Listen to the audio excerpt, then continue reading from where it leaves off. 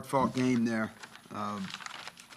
Give a lot of credit to Coach Hamilton, and I thought they came out in the second half and kind of set the tone. You know, we got a little bit away from our blueprint defensively, and that's the lesson we just kind of made to the kids in the locker room is, you know, kind of a life lesson, funny, is that, you know, just always be who you are. And, you know, that's the one thing I thought for about 10 to 12 minutes of that second half. We didn't get a whole lot of traction on defense. I love the way we fought because it's, you know, when you're down 9 with 5 minutes to go, a lot of times, you know, it's closeout time if you're on the downside of that. And I thought the guys fought hard. They were positive in timeouts. They stayed with each other. Defensively, when they was guarding me, they wasn't really giving me my right-hand hooks. Anything in the paint, they wasn't really trying to give me. They was just crowding me. So, I mean, we worked on in practice for if they, you know, if they come crowding me, just look for the opposite big. So that's what I kind of did. I tried to drop it off to Willie, you know, but they was crowding me. They wasn't giving me no inside paint touches. So I had to work on my outside shot today.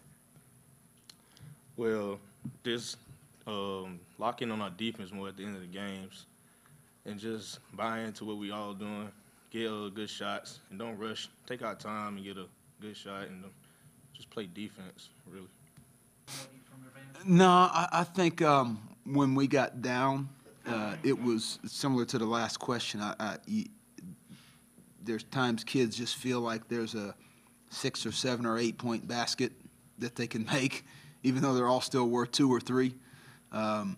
They feel like they have to maybe, you know, one guy may feel like he has to be the one to get us going, and not in a selfish, all about me way, but just, you know, somebody wants to kind of make something happen. And the way we make things happen is through our defense and getting out on the break and getting the easy ones and doing it that way. So I just thought it was there was a few times in there when they pulled away and got that, you know, 6, 8 point little deficit that we just tried to do things a little bit too quickly.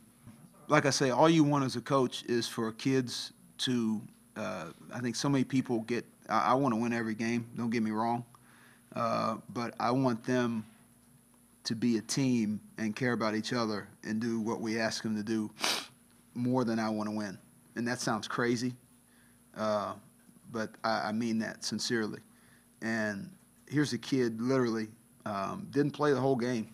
I mean, you know, you look at his line, he didn't even have enough minutes to register. I mean, you got a 0 and a plus. That means you played less than a minute, right?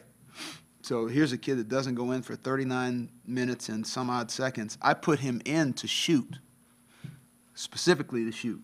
And he had a decent look right in front of the bench. But he had a wide-open teammate just one pass away. And how many kids in college basketball, knowing that they got subbed in to shoot, would have shot it anyway? And he didn't. And so when a guy tries to do exactly what you ask, because we've tried to demand playing with energy and being unselfish, and if somebody ever watches a Charlotte team play, you hope that they felt that when they drive home. And for that kid to make that pass at that point of the game, it just kind of hit me as I started talking about it that that's exactly what we want our guys to do.